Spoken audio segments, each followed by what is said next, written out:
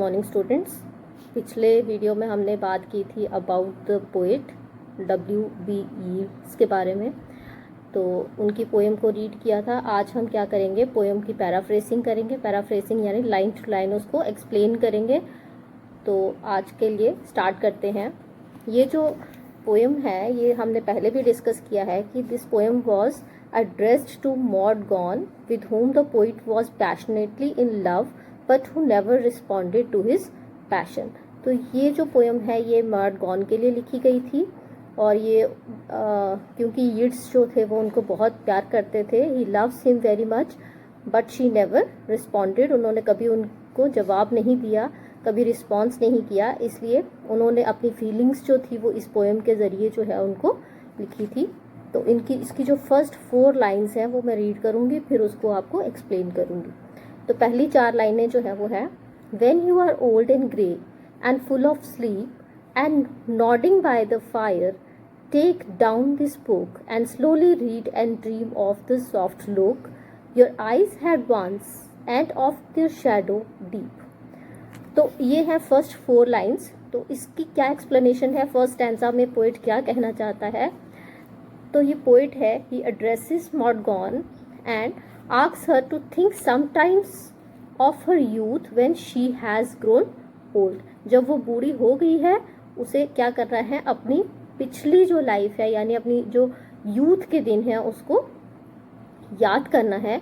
And when she is a grey haired aged woman sitting by the fire side feeling sleepy and drowsy, let her then read this book. तो ये कौन सी book के बारे में poet बात कर रहा है, पोएट बात कर रहा है ये पोएम की बुक्स जिसमें उसने मॉड गॉन के लिए पोएम लिखी है।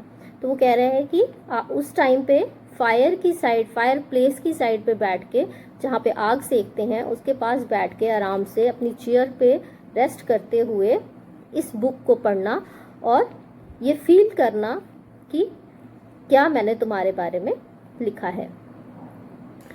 ही wanted that she visualize her past। कौन सा पास्ट, यानी उसके यूथ के दिन को वो जो है वो याद करे। let her then picture to herself her youthful days when her eyes looked so deep and so black and when they had such a heart-warming expressions in them।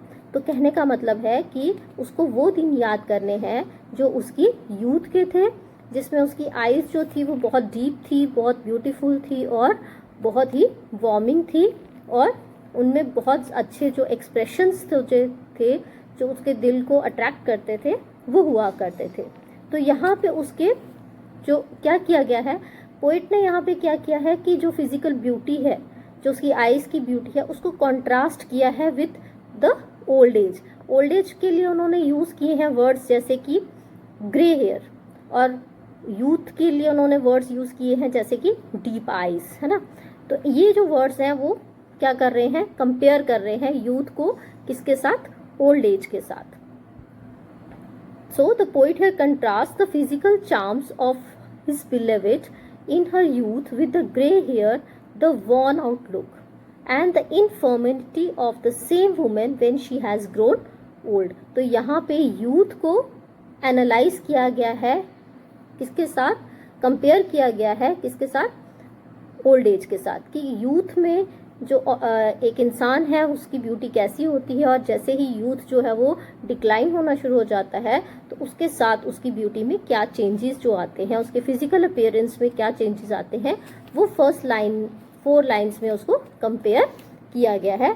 तो इसमें हमें देखने को ये मिलता है कि how beautifully the words are arranged. The diction is so nicely used that within a single line the both youth as well as the old age is compared simultaneously। ठीक है, तो इसकी अगली जो लाइन्स हैं वो क्या हैं, 3 लाइन्स जो हैं वो है, how many loved your moments of glad grace and loved your beauty with love false or true, but one man loved the pilgrim soul in you। तो ये जो 3 लाइनें हैं इसमें उन्होंने ये बताया है कि कैसे जो लोग थे जो उसके आगे पीछे फ्लॉन्ट करते थे, उसके आगे पीछे घूमते थे, चाहे वो उसे ट्रूली लव करते थे या नहीं करते थे, लेकिन उसके आगे पीछे घूमते थे बिकॉज ऑफ हर ब्यूटी। तो क्या है, when this woman was young and beautiful many man loved her for her gaiety and her grace, many admirers made love to her and courted her, यानी बहुत सारे उसको पसंद करते थे और उनको प्रपोज भी करते थे। Some of them were inspired by genuine sentiment, genuine sentiment यानी कि पूरे मन से जो है उनको चाहते थे, एंड अदर्स बाय फिकल और कांस्टेंट पैशन, लेकिन कुछ लोग जो थे वो just for the sake of flirting जो थी वो उनको एडमायर करते थे। But there was one man, और वो वन मैन कौन था, वो था पोइट हमारा W.B. Yeats जो थे। He was addressing himself as the one man, कि वो एक ऐसे आदमी थे, नेमली द कौन था वो, poet, who had a spiritual kind of love for her. तो उनके अंदर कोई फिजिकल ब्यूटी को लेकर कोई अट्रैक्शन नहीं थी, but he loves the spirit in her, जो कि बहुत ब्यूटीफुल थी। This man was able to look through her physical charms and perceive the sacred soul within her, a soul that was on a brief pilgrimage to the earth. क्यों? क्योंकि वो जो soul थी वो धरती पर क्या करने आई थी, पिलग्रिमेज होती है एक तरह की हमारी यात्रा, जिसको हम बोलते हैं जो धार्मिक यात्रा होती है, यानी तो उनकी जो लाइफ है वो क्या है, एक तरह की जर्नी है जो इस वर्ल्ड में जो है वो घूमने के लिए आई हुई है उनकी आत्मा। And he loves that soul, not the physical beauty of the Morgan. ठीक है, this man loved her not only in her youth but at every stage of her life. तो उन्होंने यहाँ पे लिखा है कि वो क्या है, उनकी सारी जो लाइफ है उस पूरी लाइफ में, while changing from youth to old age, वो पूरी लाइफ में उनको जो है वो पसंद करते हैं। और सिर्फ ये नहीं कि सिर्फ यूथ या यूथफुल एज में ही जब वो बहुत सुंदर है, ब्यूटीफुल है तभी करते हैं, नहीं, ऐसा नहीं है।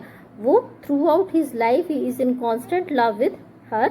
He loved her even when the sorrows and griefs of life had settled down upon her face and left a mark there. कहने का मतलब है कि जब वो बूढ़ी हो गई हैं और उनके फेस पे जो वो पहले वाला चार्म नहीं है, तब भी वो जो है उनको कॉन्स्टेंटली लाइक करता है। And he loved her even when the years brought wrinkles to her face, और वो अब बूढ़ी हो गई हैं, उनके फेस पे रिंकल्स आ गए हैं, लेकिन तब भी जो है वो पोइट जो है उनको पसंद जो है वो करता है, ही स्टिल लव्स हर। तो यहाँ पे ग्रोइंग बार्स जो लाइन 9 में यूज हुआ है, ग्रोइंग बार्स यानी द ब्राइट फायर प्लेस जो है, ग्लोइंग यानी जो आग से गर्म है तो ग्लो कर रहा है, रेड कलर में दिख रहा है, रेड हॉट है। तो बार्स यहाँ पे जो है वो क्या है, आयरन के बार्स हैं जो फायर प्लेस के बाहर लगे होते हैं। ठीक है, तो अगला जो स्टैंजा है उसमें जो है पोइट ने उनको ये बताने की कोशिश की है कि बेशक सब लोग जो हैं वो उनको सिर्फ उनके यूथ में ही पसंद करते हैं, लेकिन जो हमारा पोइट है वो उनको जो उनकी ओल्ड एज है उसमें भी पसंद करता है। And love the sorrows of your changing face and bending down beside the glowing bar. ठीक है, जो ग्लोइंग बार है वो कौन सी है, वो जो आग जो है जिसके किनारे बैठ के वो बुक रीड कर रही हैं, ये उसके बारे में बात है। Murmur a little sadly how love flat and paced upon the mountains over head. तो उनके किनारे पर बैठ के उनको लग रहा है कि कैसे धीरे धीरे जो लव है वो उड़ जाता है with the change in the age and hide face among the crowd of stars. तो ये 5 लाइनें हैं लास्ट की। तो अब ये क्या है, स्टैंजा 3 जो है इसमें, the poet asks Morgan to picture to her mind the difference between what was and what is.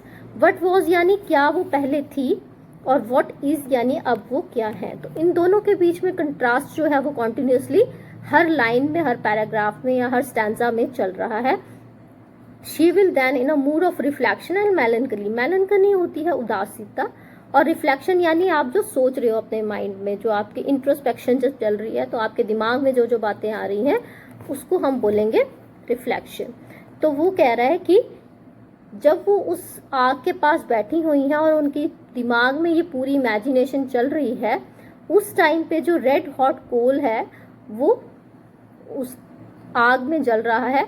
तो ये रेड हॉट क्या है, ये उनकी रेड हॉट कोल जो चल रहा है, यानी उनका ये जो यूथ है वो धीरे धीरे खत्म हो रहा है, and it is changing into the कोल।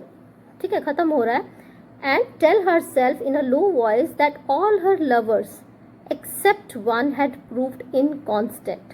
यानी इनकॉन्स्टेंट होता है जो धीरे धीरे खत्म हो जाए, जो कंटिन्यू ना रहे।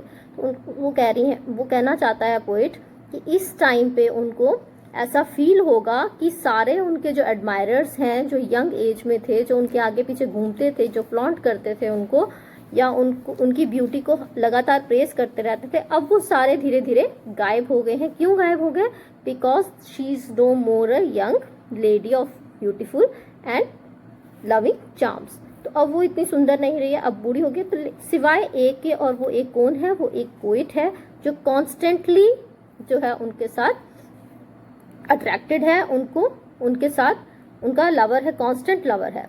She will then realize that those men who loved her bodily attractions and physical charms had completely forgotten her. अब वो लोग जो पहले घूमते थे, अब वो उनको पूरी तरह से भूल गए हैं। On all their love had taken wing and hidden himself among the stars above. तो उनका जो भी उनके उसके लिए अट्रैक्शन थी या प्यार था, वो सारा जो है वो उड़ गया है। वो कहाँ उड़ गया है?